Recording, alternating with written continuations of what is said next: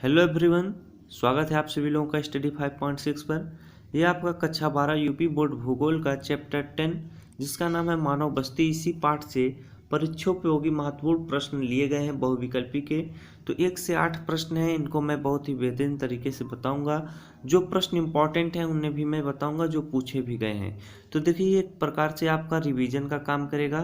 तो आप लोग बहुत ही ध्यान से प्रश्नों को देखिएगा और जो मैं प्रश्न बोलूँगा इम्पॉर्टेंट है उसे आप नोट भी कर सकते हैं।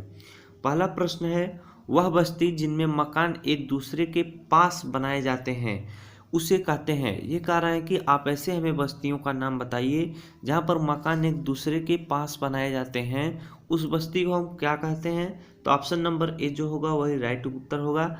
संहत बस्ती कहते हैं। ऐसी बस्तियां जिनमें मकान एक दूसरे के पास बनाए जाते हों, ऐसी बस्तियां संहत बस्ती कहलाती हैं।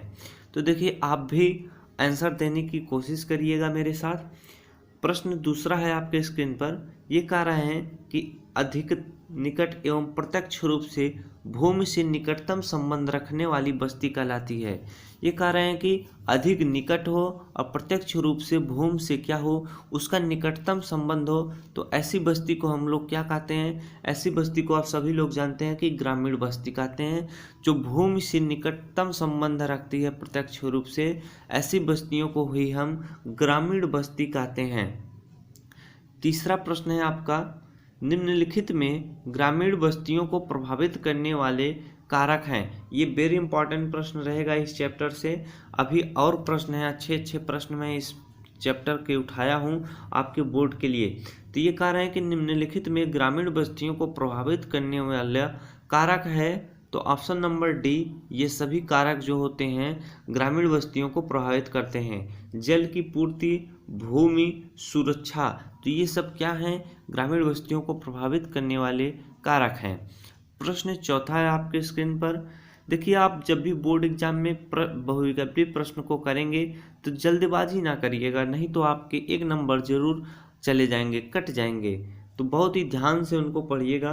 प्रश्न चौथा है, निम्नलिखित में से किस प्रकार की बस्तियां झील व तालाबों आदि के क्षेत्रों के चारों ओर होती हैं। ये कह रहा है कि आप हमें ऐसे बस्तियों का नाम बताइए जो या तो झीलों के चारों तरफ बसी हुई हों या तो तालाबों के क्या हो चारों ओर बसी हुई हों।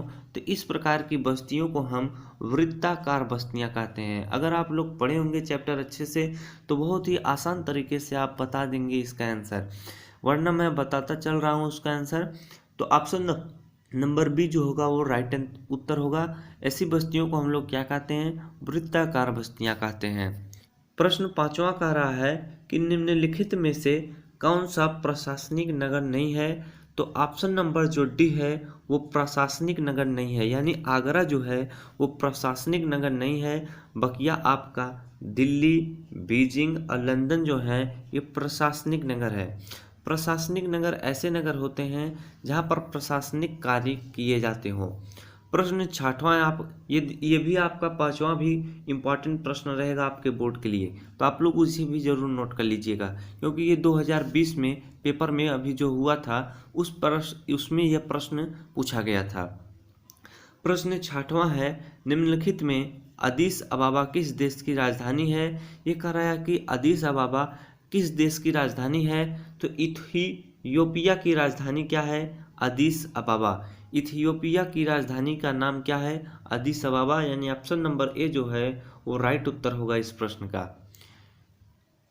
अगला प्रश्न है आपका 7वां प्रश्न है। ये कह रहे हैं कि सन नगर शब्द का प्रयोग सर्वप्रथम किया। वेरी इंपॉर्टेंट प्रश्न है आपके इस चैप्टर से। सन नगर शब्द का प्रयोग सर्वप्रथम किया, तो किसने किया था सन नगर शब्द का प्रयोग सर्वप्रथम। पैट्रिक गिडिज ने सर्वप्रथम सन नगर शब्द का प्रयोग किया। पैट्रिक गिडिज, ऑप्शन नंबर ए जो होगा यही राइट उत्तर होगा। पैट्रिक गिडिज ने सर्वप्रथम क्या, सन नगर शब्द का प्रयोग किया। प्रश्न 8वां है आपके स्क्रीन पर और इस वीडियो का लास्ट प्रश्न है। ये कह रहा है कि मेगालोपोलिस शब्द का प्रयोग निम्नलिखित में से किस विद्वान ने किया। तो ऑप्शन नंबर आप सी देख रहे हैं, जीन गोटमैन ने मेगालोपोलिस शब्द का प्रयोग सर्वप्रथम किया। तो आशा करता हूँ इस वीडियो से आपको कुछ मदद जरूर मिली होगी अपने बोर्ड परीक्षा की तैयारी के लिए। तो इसी तरह चैप्टर वाइज वीडियो पाने के लिए हमारे चैनल को जरूर सब्सक्राइब कर लीजिए और वीडियो को लाइक और शेयर करना ना भूलिए। अगले वीडियो में फिर मिलते हैं अगले पार्ट के साथ। तब तक आप सभी लोगों का बहुत बहुत धन्यवाद।